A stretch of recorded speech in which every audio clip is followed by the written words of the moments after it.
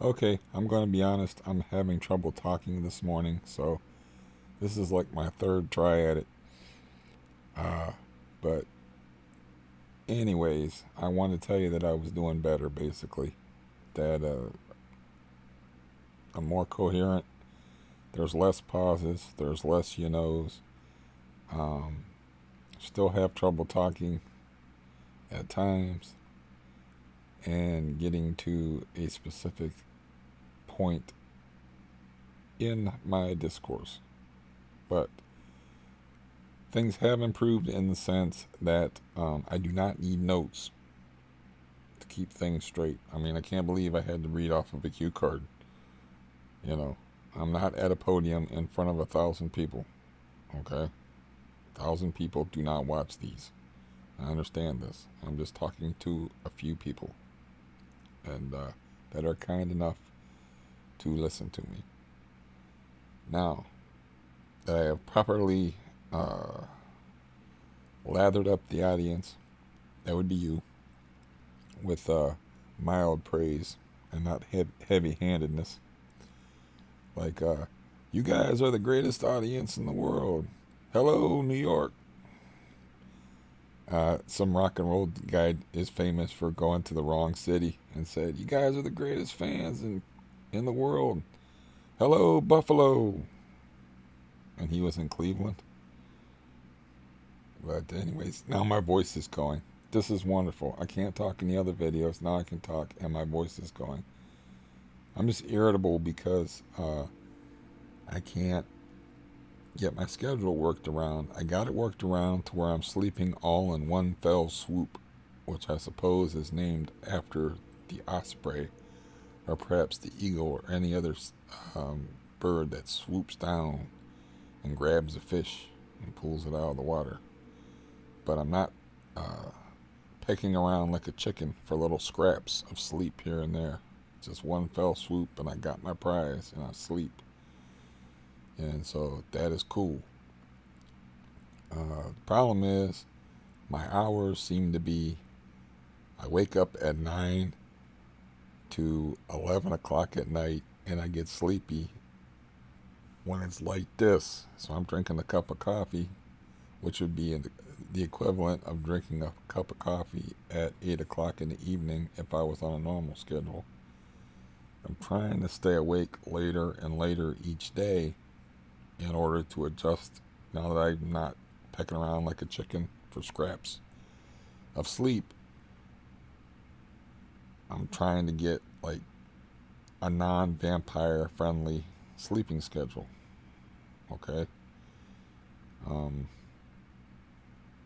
Yesterday I thought would be a perfect opportunity to do that because I had to go to the dentist 8 o'clock in the morning, and then I had an aid worker coming in here at 1:30. Now I'm dead sleepy by 11 a.m. I mean, so I'm like, well, I'll stay awake. I'll have to at least stay awake until 3:30, and I end up staying awake till 6 p.m. Cool. It's even uh, getting dark outside, or dark. I don't remember which. I don't know. I had my eyes shut at the time, but I still wake up at 11 a.m. I was hoping to wake up sometime after midnight. That would have been cool. But I'm just trying to work that around. That's why I'm drinking coffee. Uh, yeah, at 8 at 8 in the morning, which is like 8 p.m. if I was on a normal schedule. Try to, I'm not allowing myself to nap, no matter how sleepy I might be. So I thought yesterday would be a good day to do that, but then you get in those rhythms, or those sleep rhythms patterns for too long. It's like those people that no matter what, they wake up in the morning. It doesn't matter if they go to sleep at 11 p.m. or they go to sleep at 4 a.m. They're going to wake up at 8 o'clock. Military people that are in the military are notorious. Like my dad was in the military, so he's like, um, Yeah, I got an internal alarm clock. I can't help it. He said he had an internal alarm clock in his head that told him, revelry, or whatever it's called. Is it revelry? I don't know. Revelry, I thought, was like having a good time. Reveille. Okay, there's no R. There's no second R in it. All right, now that we've got that squared away, uh, I thought I'd make like briefer videos for people that are more conscious of their time, and the longer sleeping pill type videos, like the 2.5 hour monstrosity, which was the last time I was on here. Um, because some people just like to check in and see how you're doing and see how the benzo thing's going. So I thought I'd like try to make two different kinds of videos. So this will be my version of a short video, which would probably be most people's version of a long video. Then what most people's version of a long video would be is probably 20 minutes or so. So that's a good checkup phone call on somebody. 20 minutes, like, how you doing? How's the kids? How you been feeling? You been sleeping all right? How's work? But when your job is taking less benzos, work usually sucks. But yeah, so I should tell you that I dug in the oatmeal container. I took out 2 half-milligram pills of Xanax. And I took one in the waiting room that was full at 8 o'clock in the morning. I'm supposed to be the first appointment in the day, but like I say, that place is crazy as far as their overscheduling. It's a volume business. It's cheap dentistry. It is what it is.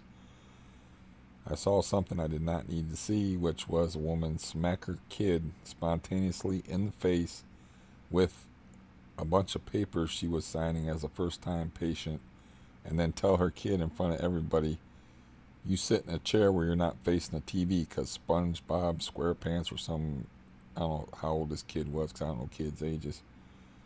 I'm guessing 5, 6, 7-year-old girl.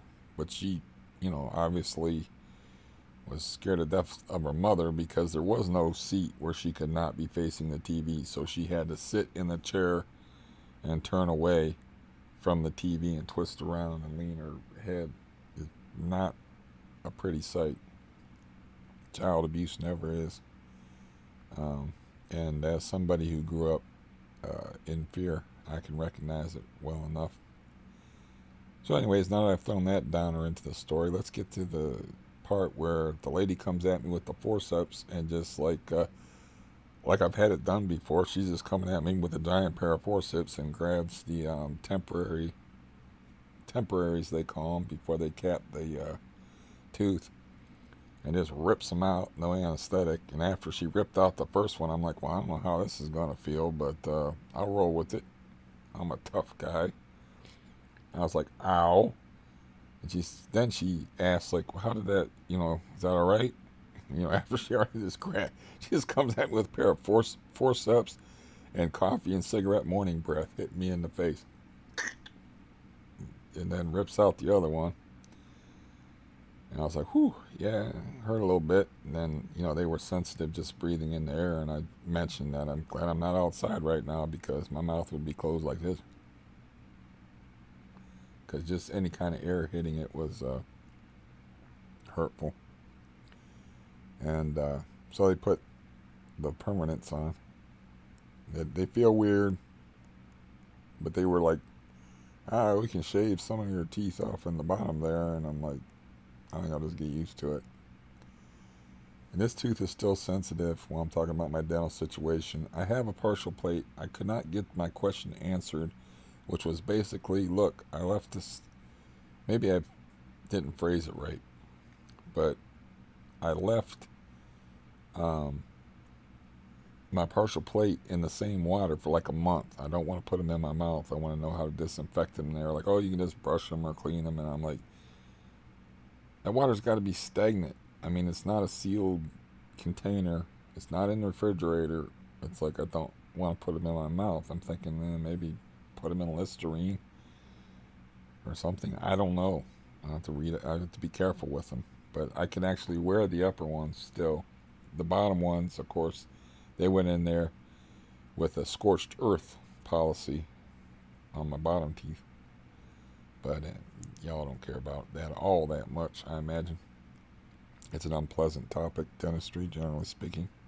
I just thought it was funny, like, I was like, oh, this guy's, I talked to that woman a lot of times about all the stuff I've been through. It's just like, just because had screws dripping in my head while I was conscious and stuff. I like to, like, I just don't like people popping up in front of me, like Dr. Mengele with a pair of forceps yanking that shit out of my face. Like, it's like 1 minute I'm sitting in a chair, next minute, open up. I don't care for that. Anyways, I took half a milligram of Xanax while I was sitting in the dentist's office. And then before that, I had taken some before I left. I was very nervous every time I leave the house, because I don't get to leave the house because my knee's screwed up. It seems to be for something unpleasant, and that is what benzodiazepines are for. Stressful situations of a singular nature. They're not, because I don't see an issue. A lot of people be like, oh, don't ever touch them things again. I might have even said that myself before I realized it's like, no, I'm not addicted to them. I'm going to have them around. They were sitting in that oatmeal container until I started going to the dentist for like 6 months. I never had no thought, I never had no, like I said in another video, like a ghostly Quaker Oats guy with the old-fashioned wig hair and the hat floating up saying, you need to visit me, come visit me. It's not like cigarettes, which I think about cigarettes too damn much, how much I would like to smoke a cigarette. So yeah, I got my new script here, which that's a full bottle of 90. And this is my old script here, which is not insubstantial. Not an insubstantial amount of pills in there, so, it's just a daily dependency thing. If I don't take them when I get stressed out, because I don't allow myself to, do that. It's like I don't allow situations. Well, obviously, I don't keep things pent up or bottled up. Passivity. I've had to be more passive than I've liked in the last few years. But I've taken some fairly drastic actions. Passivity, very bad for stress. Keep your emotions bottled up, very bad for stress. Taking those pills, not going to help your stress. They're going to help you. They're a temporary fix. But if you have to make a speech, go to the dentist, get a diagnosis on cancer or something like that, or death in the family, you can take that stuff for a limited amount of time. A very limited amount of time. So, I don't know how many, I didn't count them, I don't know how many, at least 60 to 70 Xanax I have stashed here. And I'll probably have 90 buying by the next pilling cycle. So, it's not an addiction, it's a physical dependency. I don't get any particular joy out of taking them. But man, if I had a cigarette right now, I'd smoke it right here in front of you, rudely. And I have done that before. I'm supposed to be making a short video. I'm probably failing at that. But I am doing better. I don't know if you can tell, but I am speaking more clearly and more coherently. Less knows, less pauses, and no notes. I didn't get to the point of saying that. I don't know if I did or I didn't. Okay, that's a check mark on the benzo win column. Like if you're fighting a war on benzos, that's one for the benzos. Is I don't remember if I mentioned the fact that yeah, I had to stay awake. Yeah, I think I did mention that. See, I didn't even remember from this video if I mentioned that or not. Those things are not good for your brain. I mean, I am 52. They do have people that go into early senility and dementia and stuff, but still adjusting to my dose, which when I started taking the 25% reduction, it started on the 10th. We have the 22nd now, that's 13 days. Think about it, 10, 11, 12, 13, 14, 15, 16, 17, 18, 19, 20, 21, 22, that's 13 days. So, yeah, brain not quite adjusted to that yet. And it may, it may be a while.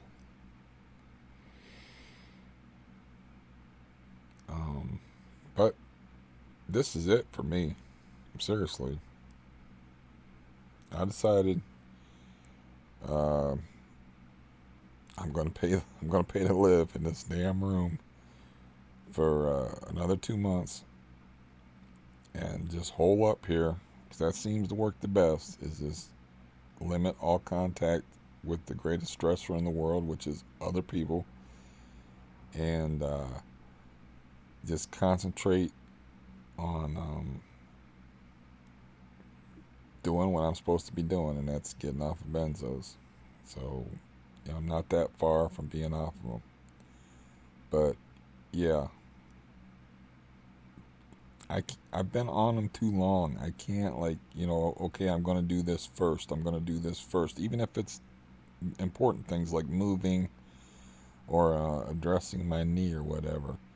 It's like I'm hearing too much. Like, I had a guy leave a comment that, he's been 24 months off of the stuff and he doesn't know what the hell's going on.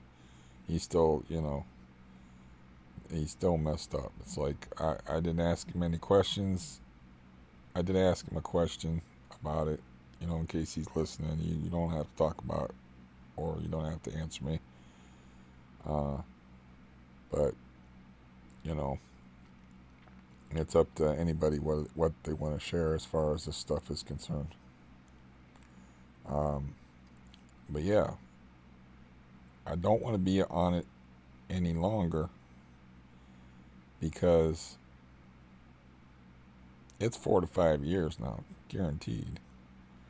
The longer you're on it, the more chance of the BWS, benzo withdrawal syndrome thing, the more likely of a protracted period of time where I'm miserable when I'm off of it.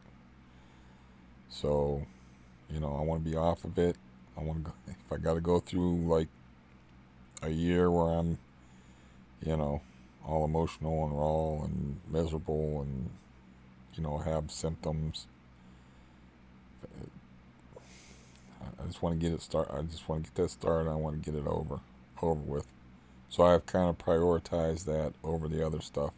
And like I said in the other video, I was already like accidentally tapering. I kind of just fell into it in December, and already kind of depressed anyway. So I'm not real motivated to work on my knee. And besides, I have been exercising. I have been walking a half an hour a day. Last 4 days I picked up the weights again, and I'm going to continue to do that. I'll tell you what, by February, late February, we'll do a before and after, since I have a video in here where I'm standing up. And because my body takes to weights pretty good, so there will be a difference. I don't know if I punched the door again, but yeah, it's one good thing about recording this thing is, like, I can go back and I can look at the video from what was it, the 13th, where my brain is really fragmented. I'm like, it's only been like 3 or 4 days. I don't know why I'm like this. And I figured out that, oh, you're like this because you're shaving 25% off of your daily dose. Your actual time you take the pill, you're taking half a pill. That's a 50% reduction on the actual pill you're taking. So you're kind of like counting on the half-life to make that a little easier for you. Or maybe you were thinking along those lines and it didn't quite roll that way. But anyways, let me have a quick drink here.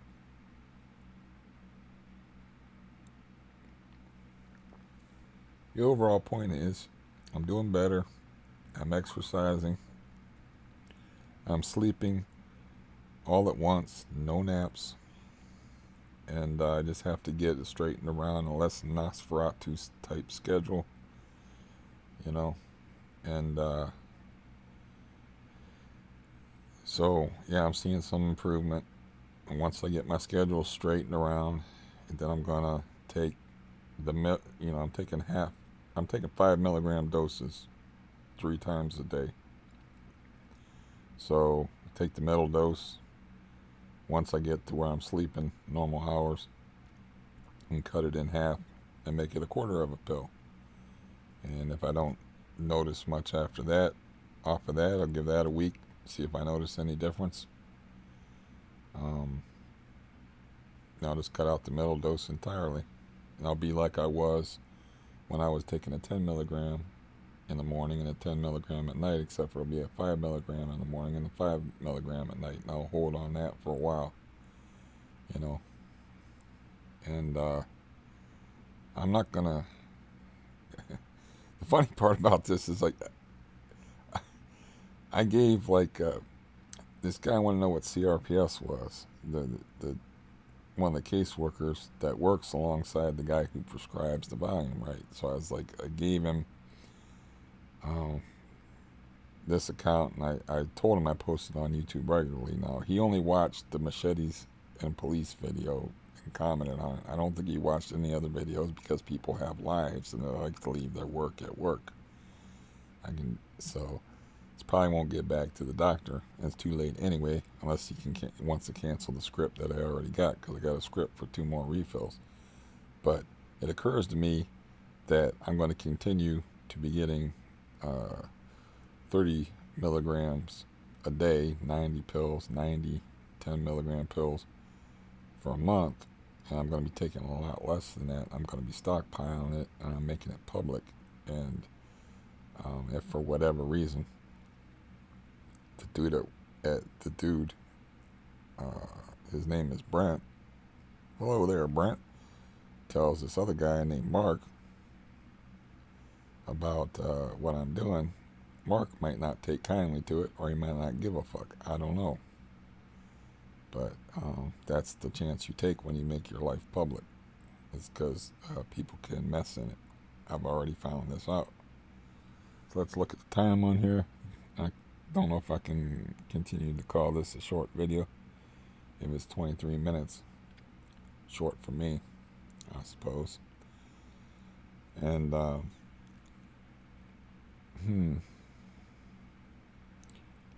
don't know. It's hard to decide what to do when you got too many problems coming at you at once. But I'm like,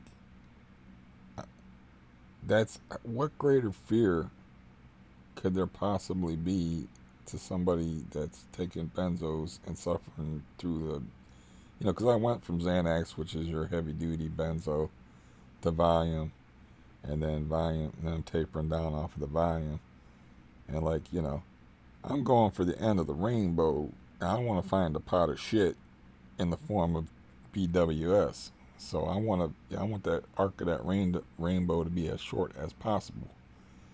Because I want a pot of gold to be there, man. I don't want to be a commode from the 17th century. So yeah, that preys on my mind. And I've talked to plenty of people that are like, the fight only starts once you're off of them. The real fight starts once you're off of them. And I'm like, oh, I ain't ready for no real fight, man. This has been hard enough, you know. Um, Hopefully the BWS thing is people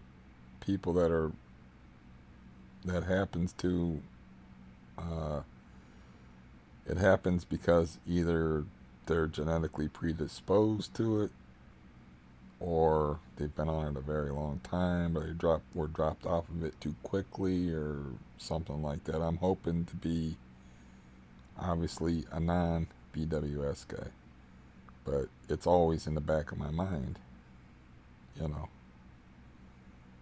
'Cause I am familiar with being healed with things and not getting better. That's what CRPS is. CRPS is a pain signal that's trapped in your body. Your body's healed. It's fine, but you're still feeling the symptoms from when you had the problem. I don't want the same thing to happen with benzos, where I'm off of benzos, but I'm still feeling like I'm feeling now. I don't want that. That's why I want to be off of them as soon as possible. And, you know, that's why I was like, well, I'm not quitting until I get out of here. This place is a madhouse. And then things didn't go the way I wanted to plan, the way I planned. And so there's another few months, 4 or 5 months, where I'm on the damn things. But now I'm just like worrying about me. It's like I ran into the lady upstairs outside when I come home from the dentist. I just waved to her. She asked how I was doing. I didn't say a damn word. The driver took up the slack, and he was chatting at me while I was going up the ramp, and he talked to her instead. But I don't want to get involved with her. Don't want to get involved with nobody. You know, because that is what happened to me in the summertime. Is I got involved in other people's bullshit and was signing papers to keep people out of jail and dealing with alcoholics and dealing with crackheads and dealing with nonsense. And I don't want no more nonsense. So, you know, I can gonna pay the landlord, like I may have already said. Benzo chalk up number 2. 2 months rent for February and March, and in those 2 months I'm gonna taper my ass off. I may even be off of it. I may even quit and see what happens. But it's gonna be on a scheduled thing, you know, where like I'm planning. I'm gonna go by the way I feel, but you know, like I said, once I get my sleeping schedule, I'm gonna nip some more off of there, and then I'll see how I feel. And if I feel all right, I'll cut out the metal pill, continue along that path, and see how it goes. I find that exercise helps a lot. You know, you don't want to exercise especially when you have this to work with. You know, it's not a lot of fun when your knee blows up just because you're lifting weights a little bit and walking around. But I find it helps as far as the withdrawal symptoms. So that's about 30 minutes or so. So the good news is I'm doing better, sleeping better. Soon hope to be sleeping at night. And I guess this is good news. I got these new teeth in here. I don't know. So I got that out of the way. And I'll go back and look at this. And we will see how coherent I actually was. Because half the time I don't even know. Half the time I feel like a babbling idiot on here, and then I go back and I look at it and I'm like, oh, that wasn't that bad. Other times I'm like, you're a babbling baboon. And I go back and I'm like, eek, eek, I am a babbling baboon. So,